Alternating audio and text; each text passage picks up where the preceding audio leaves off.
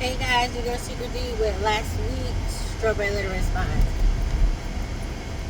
I just cleared up the week before and now we on the next week. Yes, it's bad, but we're gonna get through it.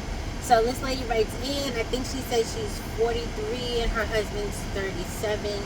She said he's a prominent pastor. He's had to overcome the rough neighborhood he grew up in and all this good stuff. He's a better person. She said he refuses to admit that he's in a better place spiritually and all this jazz.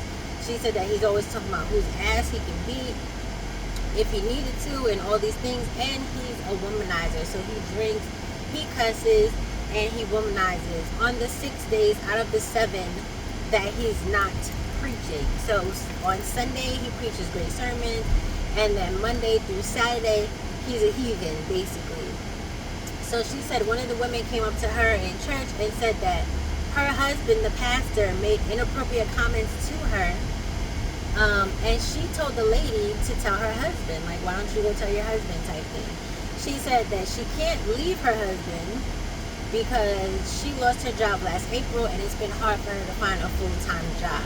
So she cannot sustain herself outside of the marriage, and so she cannot get divorced. So she said that the husband came home a few days later and said he got into a verbal altercation with this lady's husband. She said he was flustered and he looked upset, blah, blah, blah, blah, blah. She said she acted surprised and was like, oh, really? Like on that type shit. So she said that she sits in church every Sunday among at least 2 other women that he slept with. She knows of 2 women in the church that are also married that he slept with, and again she's putting up with it because she doesn't have a choice. She said that, what did she say? Oh, she said, so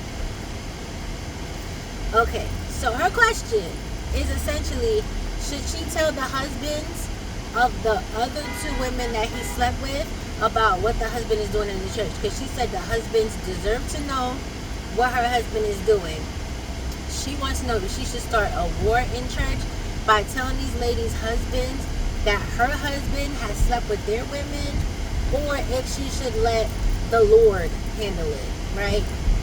That's her question. Now, I hate when people be like, oh, God, God, God, and the letter ain't got nothing to do with God because he's a pastor, that's it, because you don't care about God, nothing. You want your husband to have status. But you don't realize that you said that you can't afford to live on your own, and your husband is bringing in the income from this job, I guess, his pastoring job, being a prominent pastor. You start drama, he's going to lose people, and he might get ousted from the church. Then who's going to provide for you? Like, y'all don't make sense. Like, you got to make it make sense. If he's your sole income, why would you put him in a position to lose his job? And you can't blame nobody else for putting up with his shit but yourself. And you're saying, oh, I don't have no income, da-da-da-da-da. That's your own fault too, because why are you in a marriage and you can't afford life? It's not making sense. It makes no sense. You gotta make it make sense. It's not making any sense.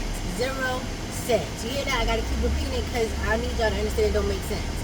So listen, do not tell any men about what your husband's doing. If their wife ain't tell them, then you don't need to tell them, because not for nothing, no matter what this man has done to you, you're his wife, and your loyalty is supposed to be to him. Allegedly. Even though he's not giving you the same in return, you should not allow other people's actions to control what you do. So I feel like that's a part of the situation that you can control. You can't control if they find out. If they find out, they find out. But they won't find out from you. Because again, that's putting your livelihood under attack, which I don't understand why you're not considering that. Anyway, I don't have nothing else here. I don't have no advice. Just don't do it. I do have advice. Don't do it and leave. Figure it out. Stack up them points from them part-time jobs or something. I hate when women be like, oh, I'm staying because I can't afford. No, you can leave. You just don't want to sacrifice the lifestyle you're accustomed to for your morals, I guess, and put it that way.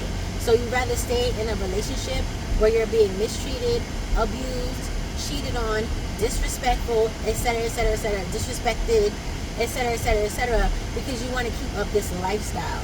And if you leave on your own, you're not going to be able to afford the lifestyle you've grown accustomed to. That's why you're not leaving. You can 100% leave. There's shelters, there's all types of shit. So you can leave if you really wanted to. You just don't really want to. Don't give no excuses. Just stay in your unhappy marriage.